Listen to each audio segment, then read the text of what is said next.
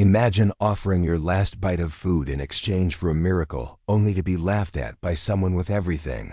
Someone broken in body, but not in pride. Now imagine the tables turning so fast the world gasps. Black boy to paralyzed.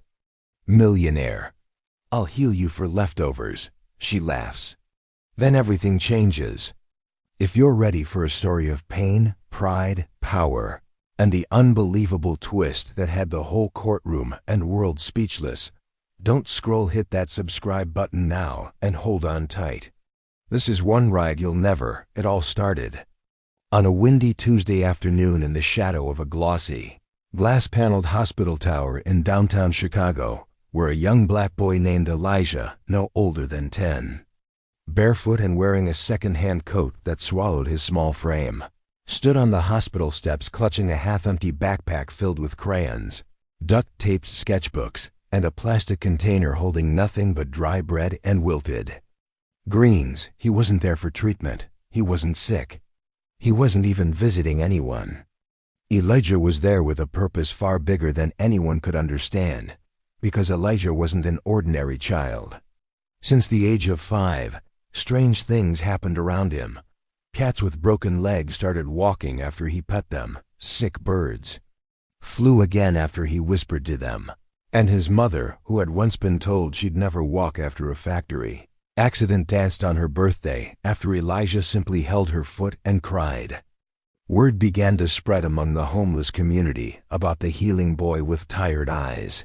But no one truly believed it until Elijah locked eyes with the paralyzed billionaire, Miss Veronica Steele, who hadn't stood from her wheelchair in 4 years since the accident that destroyed her Olympic equestrian career and turned her into a bitter recluse with a titanium spine and a tongue sharper than knives. Elijah had snuck past hospital security with one goal: to meet her, not to beg, not to gawk, but to help. When he finally reached her room, the guards and nurses scrambled in panic, but Veronica, tired of the same sterile faces and pitying tones, waved them off, amused by this child's confidence. "You got lost, little man?" she asked mockingly, sipping green juice in her platinum wheelchair that probably cost more than Elijah's entire neighborhood. "No, ma'am. I came to heal you," Elijah said boldly, lifting his chin.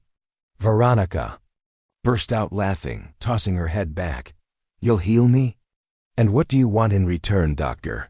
she teased. Elijah shrugged and opened his container. "Just your leftovers, ma'am." She laughed so hard the nurses outside thought she was having a seizure. "You heal me, and you can have the whole kitchen, sweetheart," she chuckled. But when Elijah stepped forward, gently touched her foot with one hand and placed the other on her shoulder, something inside her shifted. She didn't notice it right away. It was subtle at first, a tingling in her toes, a twitch she hadn't felt in years, but her laughter stopped, her gaze hardened, and she brushed him off, calling it coincidence, calling it imagination. "Nice trick, kid. Now scram before I press charges." Elijah left quietly, not angry, not sad, just knowing. Over the next 24 hours, Veronica's nurses noticed changes. Her legs spasmed in the middle of the night, her left toe wiggled, and when the neurologist examined her, he stammered, "This is impossible." Veronica denied everything. She couldn't accept that healing came from a child who asked for scraps. She ordered her legal team to find him, call it PR, call it curiosity, but the world had to know, or maybe she just needed answers. Meanwhile, Elijah returned to his world of soup kitchens and shelters, drawing chalk circles on the pavement and healing whoever asked with no cameras, no followers, and no price except a bite to eat. But things changed quickly. A video leaked from the hospital security cameras, Veronica laughing at the boy, Elijah calmly placing his hand, and now the whole internet erupted. The healing boy who touched a billionaire. Miracle or scam? And black child healer humiliates elite paralytic in viral twist. The media frenzy exploded. Veronica refused interviews. Her recovery accelerated.